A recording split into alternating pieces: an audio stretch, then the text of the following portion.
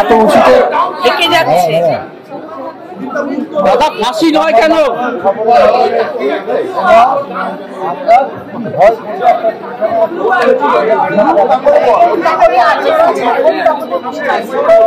আজকেই তো বলেছে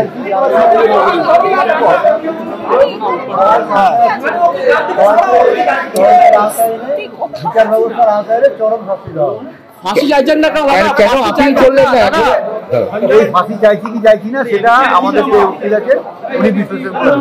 এখন এই মুহূর্তে আপনারা কি চাইছেন যে পরিস্থিতি দাঁড়িয়ে? আমরা তো বললাম যারা যারা এই ঘটনার সঙ্গে জড়িত তাদের সবার তদন্তের আওতায় নিয়েছে এবং বিচার বিভাগের বিচারের মধ্যে এনে কঠোর থেকে কঠোর শাস্তি দেওয়া। রাজ্য সরকার যে ফাঁসির আবেদন করেছে তাহলে সেটাকে কি আপনারা সমর্থন করছেন না বিরোধিতা করছেন? আমরা সবকিছুতেই সমর্থন করছি, যেখানে আমার মেয়ের বিচার পাবো আমরা তার সঙ্গে আছি।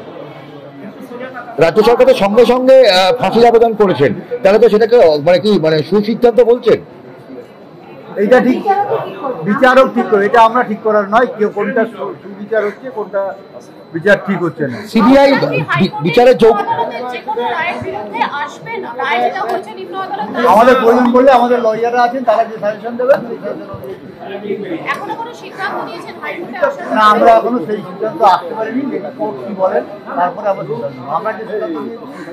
আমরা হাইকোর্টে 55টা কোশ্চেন রেখেছি এবং হাইকোর্ট যেহেতু সিঙ্গেল বেঞ্চে আমরা মামলাটা রেখেছি, সুপ্রিম কোর্ট থেকে ক্লারিফিকেশন আনতে হবে। সুপ্রিম কোর্ট যদি ক্রমশটা হাইকোর্টে রিটার্ন করে দেয় তাহলে হাইকোর্টে মামলা শুনবেন বলেছেন। হাইকোর্টের উপর আস্থা আছে? সবার উপরে আস্থা আছে, যেখানে আমরা মেয়ের বিচার পাবো সেখানে আমাদের আস্থা আরো বেশি বাড়বে।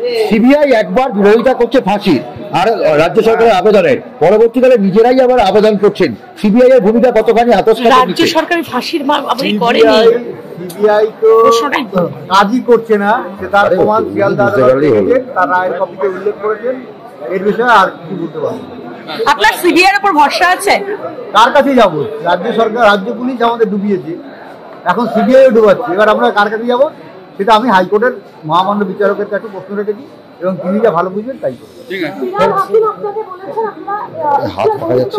আমি একটা বার বলবো, ওনাকে বারবার বলেছি কালকে থেকে, উনি শিয়ালদা কোর্টের রায়ের কপিটা ভালো করে পড়ে আমার বিরুদ্ধে যা বলার বলবেন। এখতিয়ারের মধ্যে আছি না, এখতিয়ারের মধ্যে নেই। এবং এটাও বলবো, ওনার যদি কোনো সুবিবেচনা থাকে আমাকে দেওয়ার প্রয়োজন পড়ে উনি আসুন, আমাকে সুবিবেচনা দিন আমার মেয়ের বিচার পাওয়ার জন্য। উনি আমার মেয়ের মৃত্যুর জন্য খুবই দুঃখিত, সেই জন্য আমি ওনার কাছে কৃতজ্ঞ। এবং উনি যদি কোনো আমার মেয়ের বিচার পাওয়ার জন্য কোনো পরামর্শ দেন অবশ্যই আমি সেটা করব।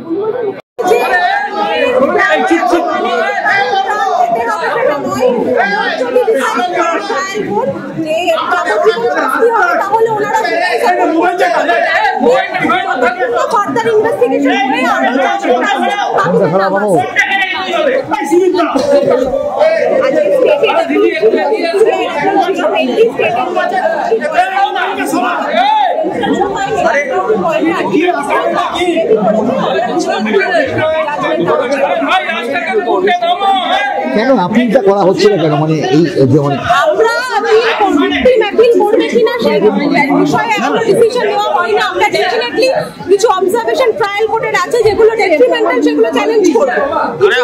প্রসিডিউরে চ্যালেঞ্জ করব, আপিল করব না। এই পেন্ডিং আপিল যেখানে হবে সেখানে আমরা সাবমিশন করব, সেই ব্যাপারে একটা ডিসিশন। তো আপনারা সর্বোচ্চ সাজা চাইলেন না কেন? যেহেতু সঞ্জয়, তার কারণ আমি ওনাদের সাথে অনেকবার কথা বলেছি, যে বাবা মা একজন ভিকটিমে, ওনাদের বক্তব্য যে ওনার মেয়ের প্রাণ গেছে মানেই যে বাকি যারা দোষী তাদেরকে প্রাণহানির শাস্তি দিতে হবে সেটা ওনারা চান না।